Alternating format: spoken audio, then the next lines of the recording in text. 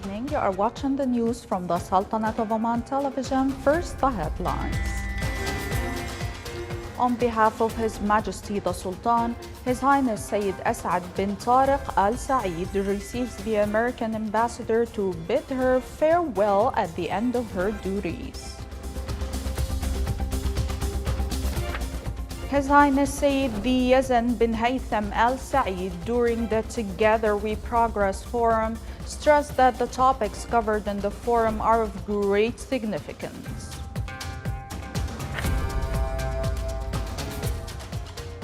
And heavy thunder showers are expected tomorrow and after tomorrow over the governorates of Dhofar al-Wusta and South al-Sharqiyya.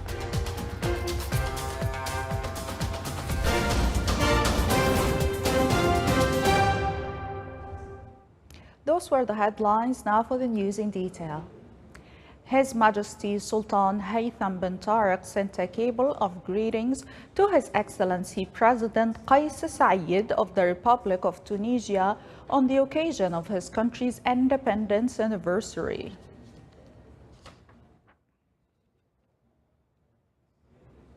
On behalf of His Majesty Sultan Haytham bin Tariq, His Highness Sayyid As'ad bin Tariq Al Saeed, Deputy Prime Minister for International Relations and Cooperation Affairs and the Special Representative of His Majesty the Sultan, received in his office today Her Excellency Leslie Meredith Chow, Ambassador of the United States of America to the Sultanate of Oman, to bid her farewell at the end of her duties.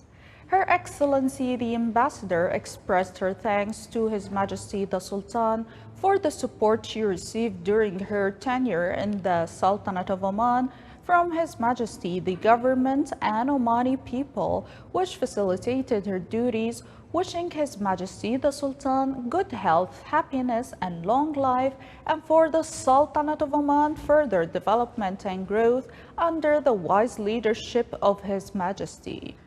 For his part, His Highness Sayyid As'ad bin Tariq Al Saeed expressed his utmost thanks to the ambassador for her efforts in serving the relations between the two countries, wishing her continued success and the American people further progress and prosperity. The meeting was attended by Their Excellencies, the Secretary General, and the two advisors at His Highness's office.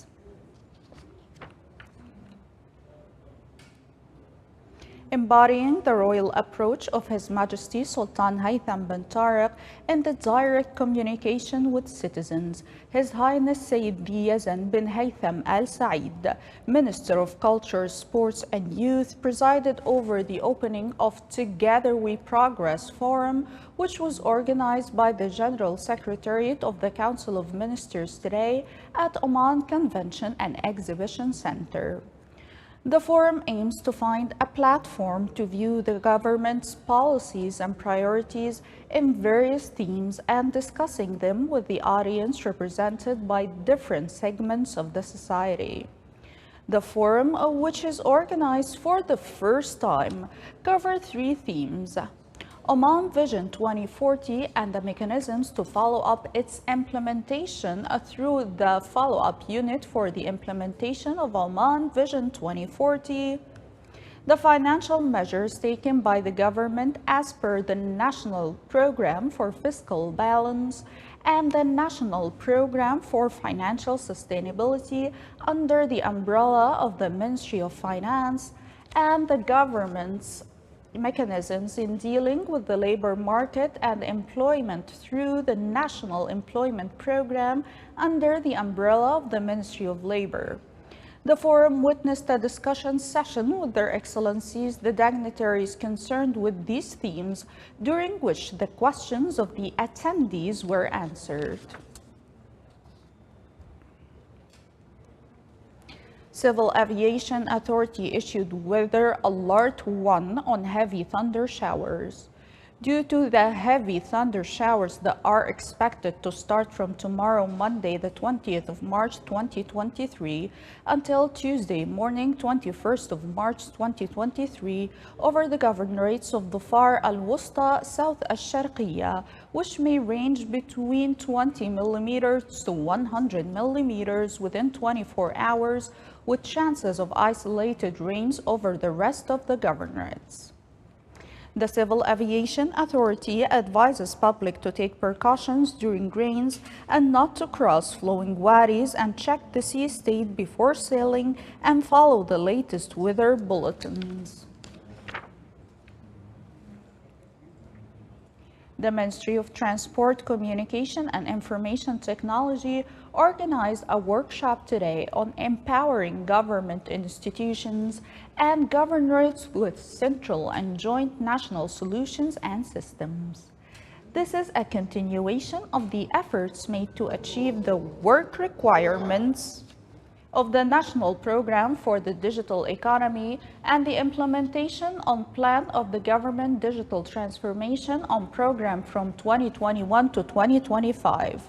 The workshop aims to promote the application of the common interest approach at the level of institutions and governorates and to find central or common technical solutions that all institutions can benefit from in order to enhance spending efficiency, reduce development costs, and avoid repetition in developing systems.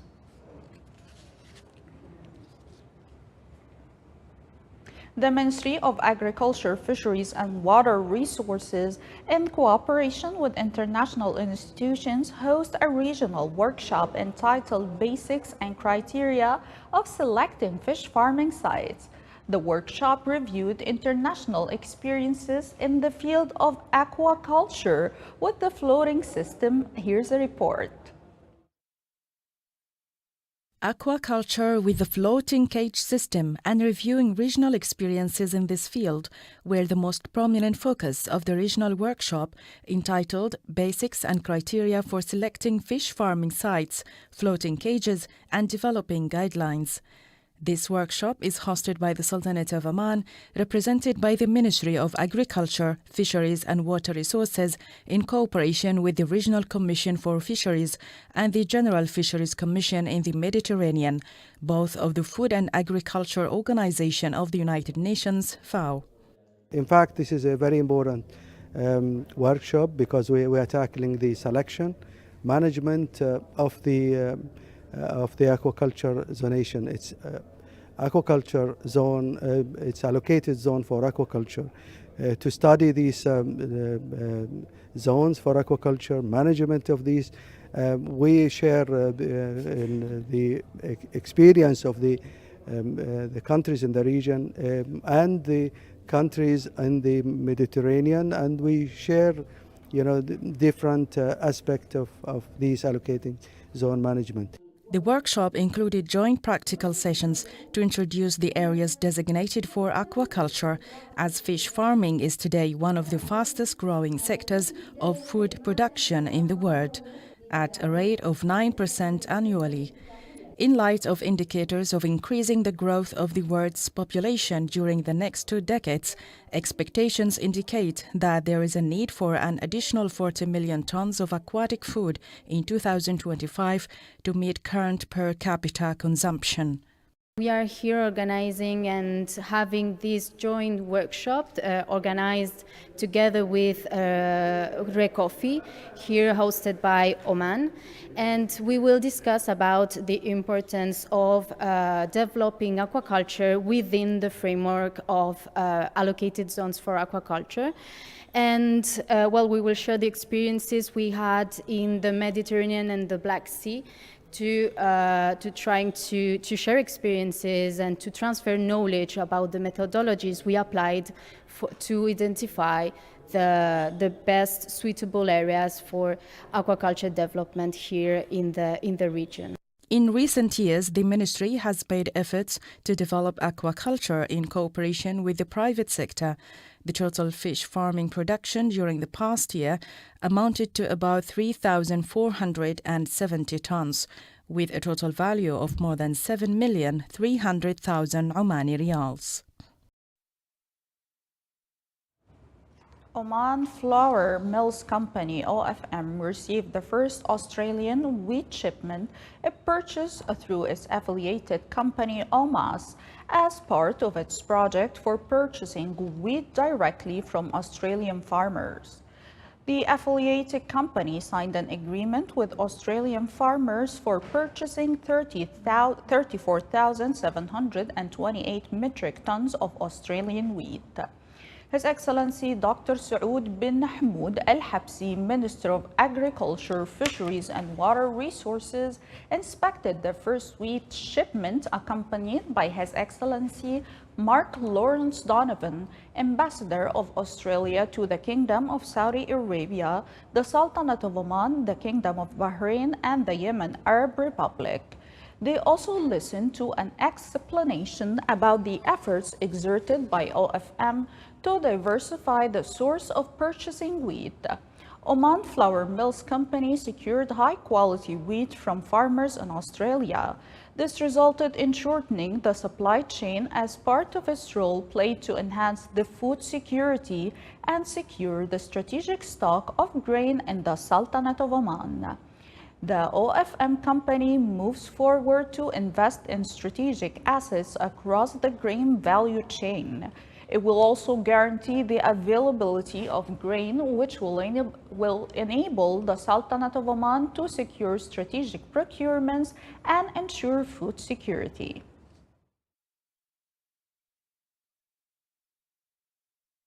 As a WA grower and a founding member of LW Investments with Andrew Wiedemann, growing wheat is our lives. We've always had a passion to get closer to the market. So when the opportunity come along for us to get closer to Oman Flour Mills, to bring us closer and start up something that's quite unique in this country, taking the grain from the farm to the pallet, we just couldn't resist the opportunity. And over the time, we've been able to get a model that appears that can foster what we're trying to do here, and that's be rewarding for growers, and also offer a product that's hopefully suits the market here in Oman. And with Oman Flour Mills, we've been fortunate to be able to generate this sort of a relationship. Still to come, our news bulletin. A number of awareness activities are held in the Governorate of North Bulletin to enhance the culture of consumption in the community.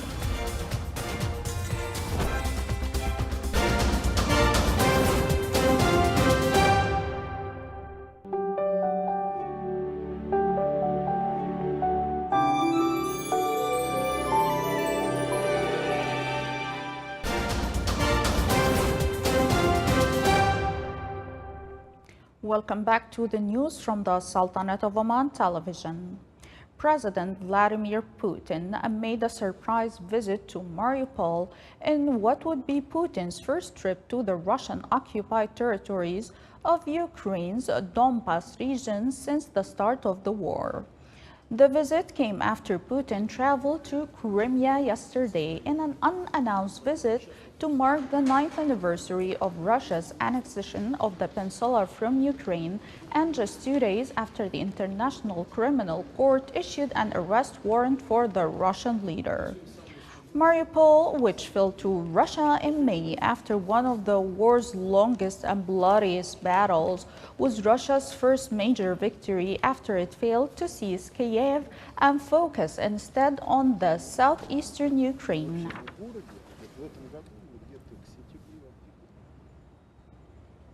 Ukrainian forces outside the battered eastern city of Bakhmut are managing to keep Russian units at bay so ammunition, food equipment, and medicines can be delivered to the defenders. And in the latest claim to have inflicted heavy casualties, Kiev said its troops had killed 193 Russians and injured 199 others during the course of fighting on Friday. Russia has made the capture of Bakhmut a priority in its strategy to take control of Ukraine's eastern Donbas and industrial region. The city has been largely destroyed in months of fighting, with Russia launching repeated assaults. At least 14 people were killed in a strong earthquake that shook a coastal region of Ecuador and northern Peru midday yesterday, causing structural damage to multiple homes, schools, and medical centers. Footage from El Oro province, one of the worst hit areas, showed bodies of fatal victims laying on the ground after rescuers pulled them from the rubble of a collapsed building. Ecuadorian president said in a statement, all the ministries have been activated to respond to the emergency, and added there was no risk of tsunami in the Latin American country. The quake, which the U.S. Geological Survey measured at magnitude 6.8, struck at a depth of 66.4 kilometers, about 10 kilometers from the city of Palau in the province of Guayas.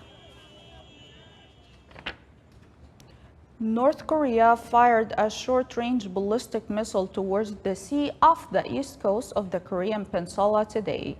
South Korea and Japan said in the latest of a series of tests carried out by the nuclear-armed states since the start of this year. The missile, launched from the Dongchang-ri site on the west coast, flew some 800 kilometers before hitting a target. A South Korean military statement said Japan's defense ministry said the missile flew as high as 50 kilometers. Soon after the launch today, South Korea's Ministry of National Defense said that the U.S. deployed a B-1B strategic bomber to the joint air drill, which Seoul and Washington say they are holding to strengthen defense.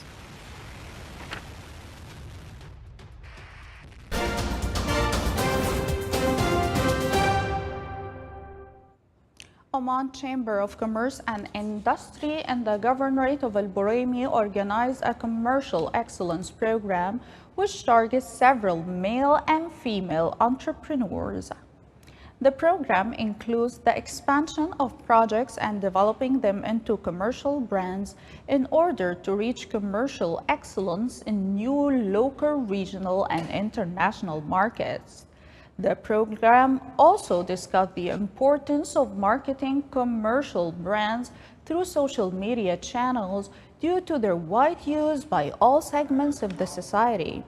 On the sidelines of the program, visits were paid to a number of projects in the Governorate of Al Buraimi to discuss with their owners ways of developing them to achieve commercial excellence. The Directorate General of the Consumer Protection and the Governorate of North Al-Batna implemented a number of awareness activities to enhance the culture of consumption among various segments of the community by the advent of the holy month of Ramadan. The awareness activities are being held in some schools and centers, and they come coinciding with the Arab Week for Consumer Protection. The event included a variety of programs, activities, and lectures that aim at instilling proper consumer concepts in the society. This is the Sultanate of Oman Television. Before we end tonight's news bulletin, here are the main points once again. On behalf of His Majesty the Sultan, His Highness Sayyid Asad bin Tariq Al Saeed receives the American ambassador to bid her farewell at the end of her duties. His Highness Sayyid Yazan bin Haytham Al Saeed, during the Together We Progress Forum, stressed that the topics covered in the forum are of great significance. And heavy thunder showers are expected tomorrow and after tomorrow over the governorates of Dhofar Al-Wusta and South Al-Sharqiyya. With that, we come to the end of tonight's news bulletin from all of us here at the newsroom and the studios. Thank you for watching. Have a good night.